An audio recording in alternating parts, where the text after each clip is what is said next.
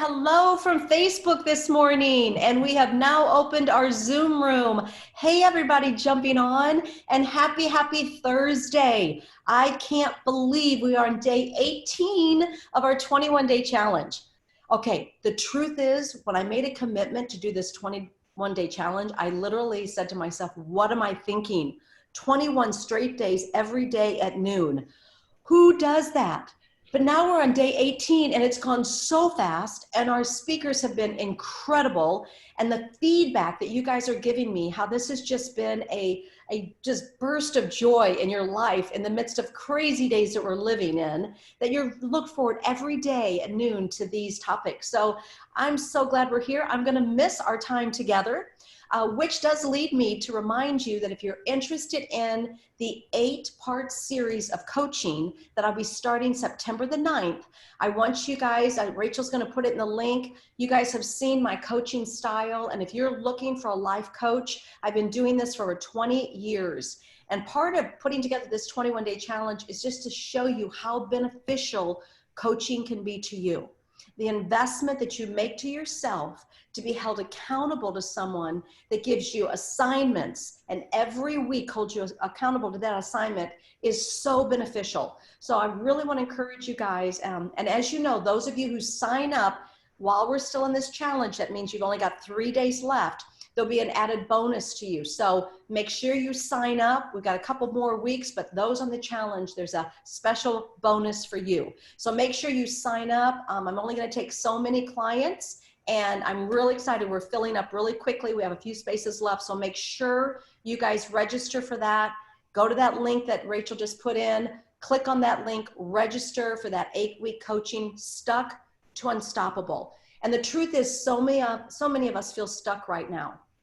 And that leads me to wanting to introduce my guest for today. So Rob McDougall has become a dear friend of my husband and I, but he is the CEO of Gilson's Market. If you've not been there yet, you're going to definitely want to go when we're done with this session. But Rob is not only a great friend, but he's a great man of faith, a great man of God, a family man, and extremely generous, which maybe we'll get to that point later. I want to tell some of the things that he is doing. But as you know, when I put this together, I try to bring thought leaders from all kinds of backgrounds. And we've said that elevating our energy is a holistic concept, that you have to elevate your energy physically, emotionally, and spiritually, that these 3 components are your responsibility. So we've had on fitness instructors, and we've had on brain scientists, and we've had on like Dr. Increase, how do I think different? Jedediah, how do I process different? All of these things. Today, I want to talk to you about business. Now, some of you may say, I'm not in business. I mean, I'm a stay-home mom, or I've never dreamed of having a business. But do you know that life principles are the same, whether you're running a corporation like Gilson's Market or you're running your home? You have to have strategy to think differently to have a successful operation, So again, thank you so much, Rob. That was your official introduction, and your background there at Gilson's Market. Thank you for taking the time. And I know you're so busy, so thank you. Oh, thanks, Tammy, and thanks for having me. I mean, I love talking about my business. I love talking about my family. So I can go on all day, wherever you'd like to start. Well, let's begin to talk a little bit about Gilson's Market. So some people don't know, it's a high-end, beautiful markets, and you're in LA and Orange County, and I believe you have 27 locations. Is that correct? Yeah, we have 27 stores going from Santa Barbara to San Diego. Okay. And everything in between. Hundreds and hundreds of employees, right? Yeah, just under 3,000. Okay. So you know what it takes to manage people. So let's start. Well, tell us a little bit about Gilson's. What's the background of Gilson's Markets? It started in the 1960s, founded by 2 brothers, Bernie and Eugene Gelsons. And they started the company with really the goal of having the best quality and the best service in a nice, easy shopping format. And I would tell you that's the same plan today, and the same legs of our stool, so to speak. Mm-hmm. And having that change over the years, but yet still meet the customer's needs as the customers change has been critical to our success. We've just done really well keeping up with the changing times. Nothing's changed more, obviously, since March, but even before that, keeping up with everything. And, I've been in several of your markets and, I don't know, here's just a crazy thing. When I walk in, I feel very special. I don't know if that's just the way that you have really trained your staff. It's a high-end, beautiful market, beautiful produce, beautiful food, but you kind of feel like you're treating yourself special when you go into your market. So do you think that that's part of the mentality that you've trained up your staff? Is it just the way that your stores are laid out because they're boutique-y? And when I say high-end, I mean in class. What's the thought behind that? It's probably a little bit of all that. We definitely have extensive training programs. We're very strict on who we hire. We want extroverted people, and not everyone is. And we have places in the company for introverts. But the ones that are customer facing, you want to have the ability to put a smile on and connect with that customer. Talk to them about what they're buying, talk to them about how to cook something. We really pride ourselves on having food experts throughout the store. So if you're at the meat department, they're not just going to tell you how to cook it to medium rare. They're going to tell you how to season it, what best pairs with, maybe even offer a wine that would go with it. And as you go around the store, we have that same thing. But it really comes down to the employees taking care of the customers. And I always say, Tammy, we're only as good as our employees. It doesn't matter on everything else. If our employees chose to not come to work tomorrow, obviously we wouldn't have a store. If they don't take care of the customers, they don't come back. And we try to resonate that message throughout the company with the employees, whether it's road shows that we do in person, whether it's through the training or just on store visits when I'm out in the stores. Wherever I can, talk and thank and appreciate and ask questions of employees. They love that. And you know what you just said. So everyone knows that we have pen in hand, pen and paper. Every one of these sessions, we've had takeaways and we've been able to apply it in our own life. So what you just basically told me was relationship is everything. And it used to be when you'd run to the grocery store, you wanted to get a few things and I didn't want to talk to anybody. Just get out of my way. Let me get my milk, sugar, eggs and get out of there. But if ever we need a day of relationship, it's today because we're lacking relationship. Totally agree. We started seeing maybe 5 to 10 years ago, as people were so busy, they started getting away from talking. And even, we've seen the millennials who just text all the time. And so what we've started doing is trying to figure out ways to put what I call experiential spots in the stores. So in many stores, we have wine bars. And the idea was people don't necessarily like going to a bar with the connotations of that, but at the grocery store, they'll have a glass of wine, maybe meet their neighbor, maybe meet some friends, and it's just much more casual and it's a talking point. Whether it's being served some cheese at our cheese counter and having that social interaction, people are missing that, and they're missing it big time, and they're missing it more now during COVID than ever, but they were missing it before. Yeah, and it's brilliant that you have those because to your point, so many places are closed right now. And I know, I'll just personally say that we had the privilege of being at a cheese tasting with you and your beautiful wife, Leah.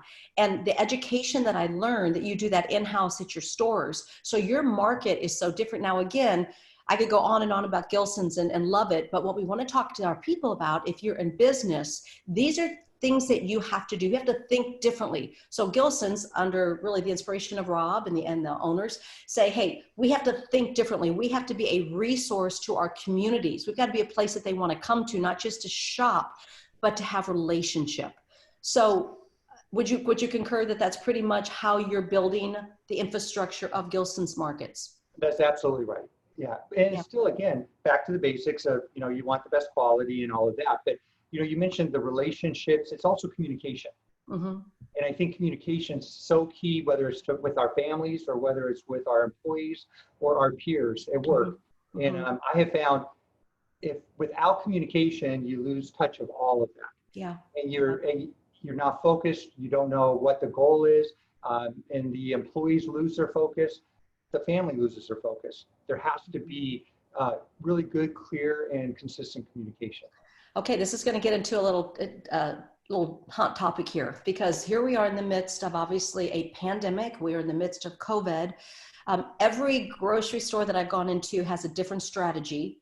You can bring bags, you can't bring bags. Of course, now everyone in California, we have to wear masks, and there's the mask I'll call them the Nazis out there. Are they up all the way, or they this or that? And there's a couple of stores, I'm going to just be honest, I don't want to go in anymore, because I went in and like I brought a bag in and they literally told me I had to leave. I had to take my bag out, that they would bag. They didn't want to, and I felt dirty. I felt like, oh my gosh, nobody wants to touch me. Nobody wants to touch my bags. And I went to the next store. You can bring your bags, but or the next one, only my bags. Or so, I mean, I'm not sure how you do it. So I guess my point is, we're living in a time that people are very fearful, and rightly so. Hey, I don't want somebody who brought COVID into your store and I'm touching something after them. So we're swiping down, and I'm sure you had to do quick course correction with putting up the barricades and wiping down. And so let's talk about that, because this is business, and whether, again, we're all having to live it from this side coming into your stores.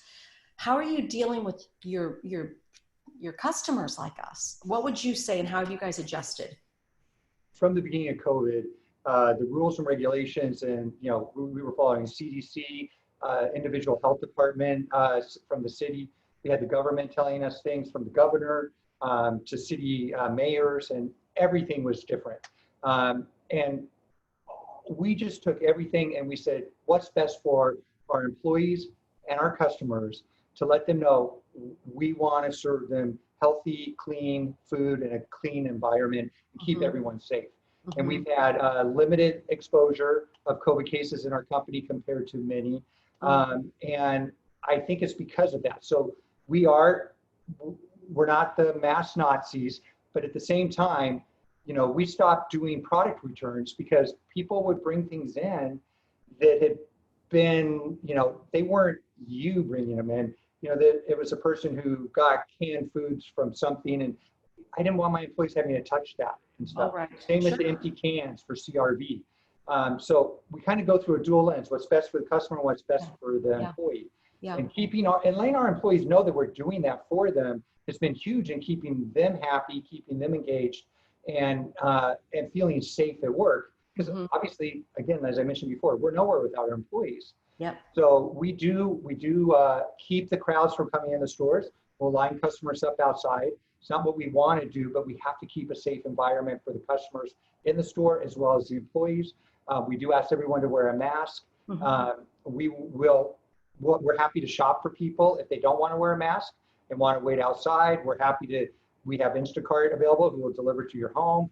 We have click and collect, where you can order it online and have it delivered to your car right in front of the store. So there's lots of ways to do it. It's just we're not doing recyclable bags right now, reusable bags. And it's not it's not a cleanliness thing for everyone who we say that to, but if we tell you no, or you yes, and the person behind you no, all of a sudden, now I'm not treating people fair and consistent. And in business, fair and consistent is everything. And okay, that's so, and I wanted to get to that because everyone that is that's listening has felt that. And I know you guys do an incredible job, and I love going to your markets because I'm treated as a human being. But you said three things that hit me: peace, harmony, and respect. So there has to be a sense of those things when I come in. That the harmony is you care as much about your staff, your employees, as you do your customer, because you have to have them both. If you only had, right? I mean, your customers are important, but you can't lose your employees, and your employees are like family, but you have to have customers. And so I want you guys to feel the stress or tension or responsibility, maybe is the right word, the people like Rob, who are CEOs of companies right now in these unprecedented times that we're going through. We're seeing stores shut down and the industry changing, and we still don't have a handle, especially in California, a lot of rules and regulations that other states don't have. And how do we maneuver that? So let's just jump into something that we've talked to a few of our thought leaders about. We're in the midst of this uncertain pandemic, but we all know that you can find a statistic for one thing and the opposite for the same thing. Right? We're seeing it, whether it be how contagious it is, or the deaths, or et cetera, et cetera. Now, you have over 3,000 employees. So they have to be bringing in their thoughts on all this as well when they come. How do you manage those that are up and high and they're the positive Pollyanna, we're going to get through this, it's going to be fine, we're going to be better because of it. And then the employee that comes in and says, we're going to all die. You know what I'm saying? And because they have to work together and they're in the lunchroom together and they've got to be on registers together. And I'm asking that, Rob, because we deal with this in our homes as well. It doesn't matter whether it's you and your business or us at home. What would be your thought, and how are you dealing with that? Well, a couple different things. So first, whether it's home or at work, you want to listen to your employees or your family. What are their fears? Everyone's got them. You know, they're all different, but we all have fears. And you want to bring them around to, you know, what are the things we're doing to help make it a safe environment for you. So we do a lot of things at work, as I mentioned, to make them feel like it's safer. And if they feel safer and if they feel supported, they respond better. So I mean, I think that's super important. We've had customers who, it sounds bad, but they're so fearful. They get mad because maybe we didn't let them in with a bag or we didn't let them do something, and they'll spit on one of my employees. Oh. And in a day like today, you can't do that. But we have to show support for the employee. We've had employees, believe it or not, who went up to a woman with her baby and told her she can't come in because the baby doesn't have a mask. Well, okay, now we're not going to play that either. So, you know, you have to take each one of those situations and deal with the people involved. But I think if anything, it really comes down to trying to build a foundation of trust with whether it's a family, whether it's your work, that they know they can trust you on this and can come to you and say, I'm concerned about this. I had a store director reach out to me a few months ago and just said, I can't believe we're working through this. Why aren't we just closed? It seems like we're after the mighty dollar. And I got back to her and I said, you know, I get why you think that way, but we're an essential business. We have to be here for the customers right now. Right. And I said, I feel blessed actually that we are, but at the same time, you need to understand, if you need to take the time off because you're not comfortable, I won't hold it against you. That's okay. Right. You know, and we have a lot of customers, or a lot of employees that do that and have done that and have come back to work as well. But it's really, I think it comes down to trust. Yeah. And we are just living in times, we've never been through anything like this. We truly haven't. We know, as you know, we're at Influence Church and we are open, but again, we have the same, there's those on one side who say we shouldn't open. We should be like the majority of churches in Southern California that are remaining closed through the end of the year. And then we have people who are so proud and say, hey, we love our First Amendment right. We love the fact that, we can stand for our faith and be open. And, as leaders of a church, we see both, but what it comes down to, and everybody listen, you have to know your personal conviction. You have to know what you believe and why you believe it, because you're going to be challenged. You're going to be challenged either way. And you have to be able to, with grace and goodness, be able to give, the Bible calls it, give a defense for what you believe. So, well, let me talk about this, because this is interesting. You and your lovely wife, I mentioned Leah, I love her, have twin sons. We love your family, know all of them. They're actually in Michigan, which is another crazy state like California, right? And between the two boys, you have 12 grandchildren. Each of them have 6 children, correct? That is right. All right. So how do you manage? Let's talk about this, because you have 3,000 employees, 27 stores, in high profile. You have all these people you have employed. You have to keep everybody. Then you've got children and grandchildren, because I know you and your wife go back and forth. Talk to us a little bit. How do you have life balance, especially in light of the stress on you to be the head of a large corporation like you do? Where do you find your balance? How do you do that? I would say through church and through the Bible, to be honest with you. It's hard having the kids and grandkids so far away, especially because they had, those who don't know me, they lived out here near us for so many years, up until about 4 years ago. But, FaceTime's awesome, all those things. I talk to my boys every day. We were on a FaceTime call this morning. So as we all get into work at the different times, we'll call each other, different things. And even back when I was raising my sons, it all came down to back to communication, but caring and listening to what was going on in their lives. I love that. And they love to hear what's going on in mine. And by sharing that, it takes some of the burden off you and giving them advice, and they give me advice as well. Yeah. Same way. And then you throw my wife in there who loves to keep me grounded and really focused on the family too.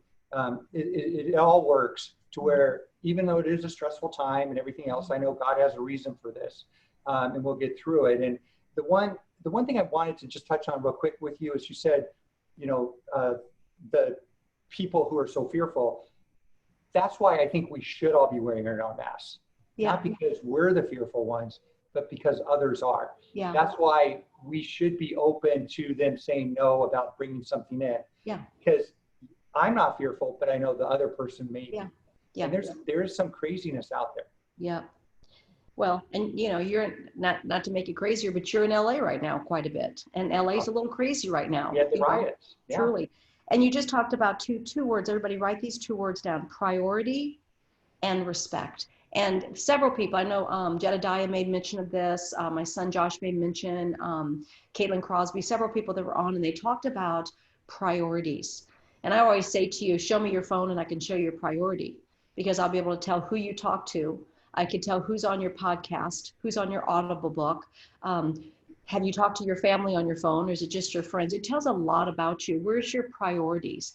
And I don't care if you are a business owner that has a lot to manage, like Rob, with all these stores and employees, or you're a stay-at-home mom and your responsibility is your children and keeping your home safe. Priority is so important. So where's your priority? And then really just, again, respect for one another.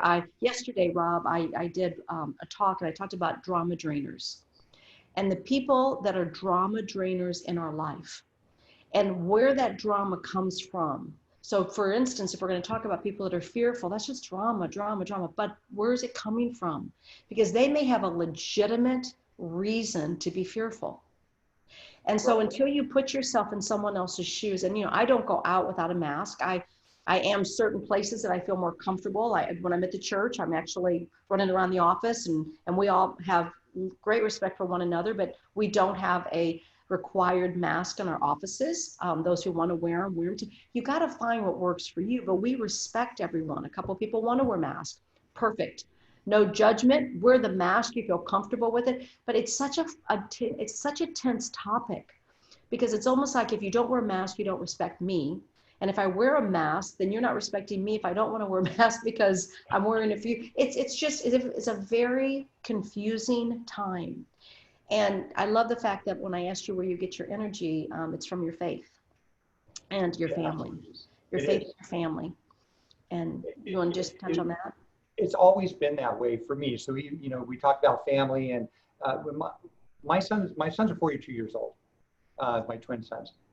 When they were growing up, we didn't have the TV playing during dinner. We didn't have cell phones to deal with when they were teenagers. But I see my sons now raising their kids and doing the same thing. TV's not on. You're not doing your cell phone, and it's talking, and it's communication, and it's connecting.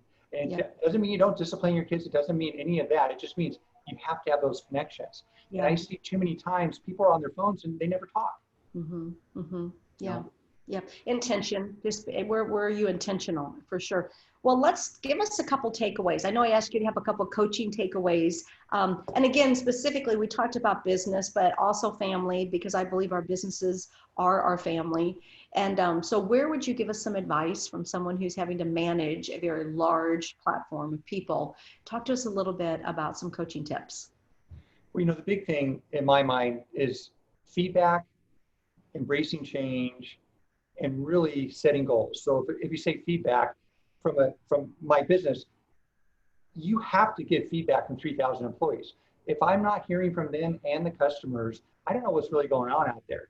And it doesn't always filter up to me just because of that. So I have several different ways to get that, whether it's visiting the stores and actually talking to the associates, whether it's 1-800 lines that they can call anonymously and say whatever they want. We do Survey Monkeys to get some of that feedback.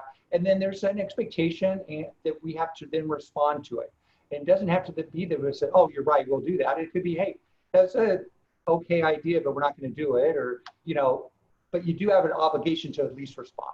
Yeah. And I take that to family, and I kind of think it's the same way as raising your kids or my kids today. If my grandkids, I have to handle them the same way. I want to hear what they want. I want to hear what they're thinking. what are their fears and what are their goals, you know, as they continue to grow. And then I say embracing change because change is here. We're being human means we hate change. And the one thing that's only constant is change. And I tried to build a culture here at the company where it's okay to fail. And it's okay to fail in your family too. I wanted my boys and I want people at work to test and try new things. And you know what? Sometimes they don't work, and that's okay. If you're not testing and trying new things, you're not doing anything new. You're just standing still, and who wants to do that? My kids have changed jobs a lot. Why? Because they're not afraid of change. And it helps them progress in their career. I've changed jobs a lot, and it's helped me progress in my career. And I think that mentality fits everybody. You've got to be able to embrace change and not be so fearful that everything stays the same, because nothing does. Right. And then I said set goals, because at the end of the day, for a company or for a family, if you don't have goals, I already know my retirement goal. My wife and I have already bought our house. We know where we're going. We know the plan. I can't tell you when, because I don't know, but that's up to God. But I kind of know the way it's working. And he does change those goals, believe me. But same thing at work. We have to have clear goals, and I set them, and then they filter down throughout the company, and they'll change because every one of them, but it's how that position will address that goal. You know, and so those are my big three things. Okay, we have a few minutes. I want to go over these because they're so good. And remember I said to you guys, it doesn't matter whether it is at your job or in your home. Your home is also your job. It's your job to have a healthy home. So if we break these three down, and as you're going through, Rob, I was thinking about my family right here, not the church or women of influence or my coaching career. I personally was thinking about my home. So when you said feedback and communication, when was the last time you sat down with your spouse or your children and got feedback from them? And you just said it. How are you doing? How are you processing this? Are you frustrated? You don't get out. You don't get to go to school. You're having to do Zoom. And we've got to have communication. And again, I made mention yesterday, Rob, I told about how my son had said something to me and I didn't agree with him. And I let him know I didn't agree with him. And we kind of had this little tense moment. And then I realized the argument wasn't worth losing the relationship, because it was an opinion. It was a political opinion. And Josh came back to me later and goes, Mom, that got a little heated. I'm sorry about that. And I said, you know what? What hit me was it wasn't worth the argument. I love you more than I love my opinion on this political viewpoint. And so we had feedback with one another, and we came out of it actually very healthy. So although feedback is important, realize sometimes a fight isn't worth it. Sometimes love the person more than you love the argument. Let go of the argument. So I thought that was great. And then you talked about embracing change. And one thing we all know, you know, we will always have to deal with change. And how quickly did this pandemic and COVID-19 change our world? It changed our homes, our mindsets, our friends. How many friends have separated from one another because they realize they're not on the same page with this thing? How many people have you unfriended and you're just like, I can't even see that person on social media because I get so furious when I see their points.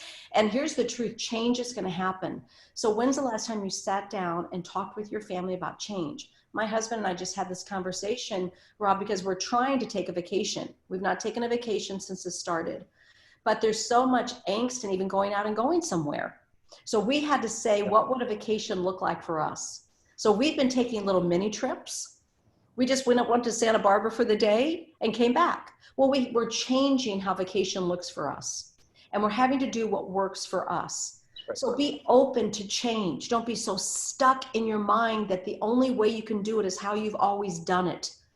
Honestly, some things are changing for the better.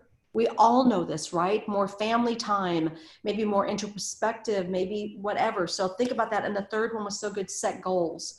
And I know you and your wife know where you're going to retire, and I'm not happy about it, but that's okay, because I want you right here. But the point is you have an intended goal. So let me ask you this. Do you have those three things, whether it be with your family or in your business?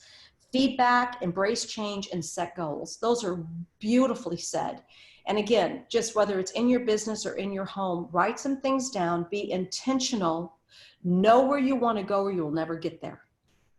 Know where you want to go or you will never get there, right? So maybe just give us a last word here in our last couple of minutes together, anything you'd want to share with us. you know, I just think if you have a good faith base, God's going to help you set those goals. God's going to help direct you. Yeah. And I alluded to it before, but you know, it doesn't always go the way you plan, but it never goes worse. Yeah. It only gets better. Yeah. And if you're open to it, I know I can tell you, I never saw myself in this position at this company with this size of a family ever. And I could not have been more blessed.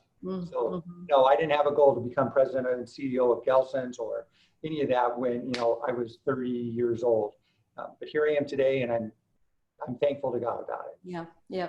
Well, Rob, thank you for your insight and everything. And I just want to do a shout out. Gelson's markets have been so instrumental in part of what we're doing with our distribution center. So I thank you for the generosity of your company and how we're feeding hundreds and hundreds, thousands actually of people. So thank you for the generosity of your company. If you haven't been to a Gelson's market, go check them out. Literally, it's like it's such an experience, and you're spoiled when you go. So thank you. And for those of you that are actually in our VIP room, we're going to jump into a Q&A time with Rob. But guys, listen, don't forget this 8-week challenge or 8-week coaching that'll be coming up starting September the 9th.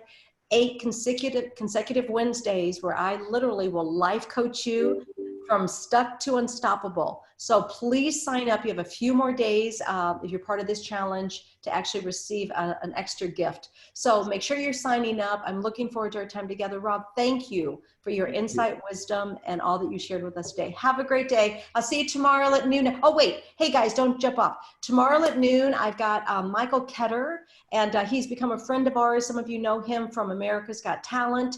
He was the Golden Buzzard winner on that America's Got Talent. He's a great musical artist, but he also is a mental health nurse. And we're going to be talking about mental health and how we elevate our energy when we literally feel discouraged, depressed, or overwhelmed. So you don't want to miss tomorrow. It's going to be a great day. Share the link with others. Host a watch party with someone that might be struggling right now mentally, and invite them to be a part of our 21-day challenge tomorrow. I love you guys. Have a great day. We'll see you at noon. Everybody else, I'll see you on the link Zoom shortly. Rob, I'll see you in a minute. Okay. Thanks.